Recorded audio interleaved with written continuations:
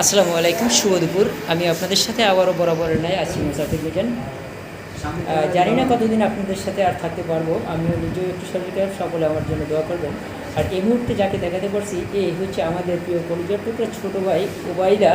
ও এর আগেও 8বার রক্ত দিয়েছে। ও রক্তের গ্রুপ এ পজিটিভ, বরাবরের নয়, এবারও রক্তদানের ছুটে এসেছে। তো যে উদ্দেশ্যে ভিডিওটা করা, এটা কোনো মডেলিং ফ্যাশন না। আসলে অনেকে মনে করে যে রক্ত দিলে কোনো ক্ষতি হয় কি না। তো যেহেতু এর আগেও 8বার দিয়েছে, তার সেই প্রিভিয়াস এক্সপিরিয়েন্সটা একটু আমি আপনাদের সাথে শেয়ারিং করি। বা এর আগে যে 8বার রক্ত দিয়েছিস কোনো সমস্যা হয়েছে? জি না।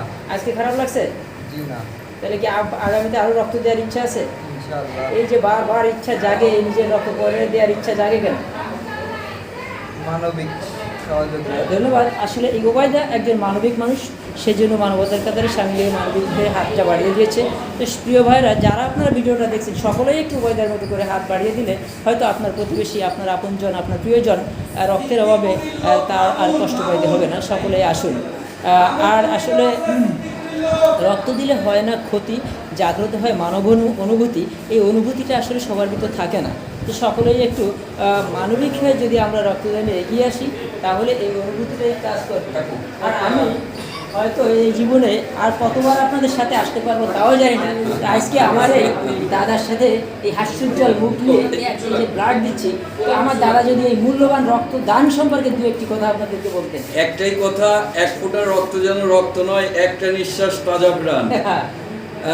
মনে করেন ফ্যাক্টরিতে তৈরি হয়েছে মানব সভ্যতাকে রক্ষা করার জন্য অনেক কিছু, কিন্তু একটা জিনিস তৈরি হয়নি, সেটা হলো ব্লাড সেল।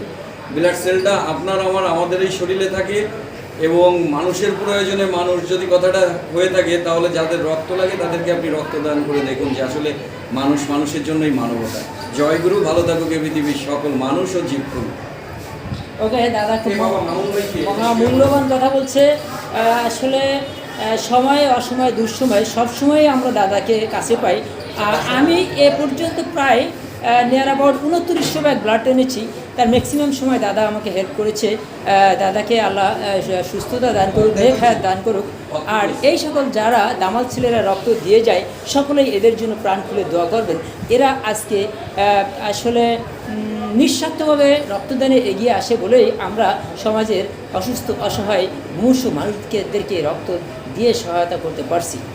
তো সকলের প্রতি উদাত্ত আহ্বান জানাই, যারা ম্যাচুর, যারা শারীরিকভাবে সুস্থ আছেন, সকলেই রক্তদানে এগিয়ে আসুন। তাহলে ভালো থাকবে আপনার প্রতিবেশী, ভালো থাকবে সমাজ, এগিয়ে যাবে বাংলাদেশ, গড়তে পারবো সমৃদ্ধির নতুন বাংলাদেশ।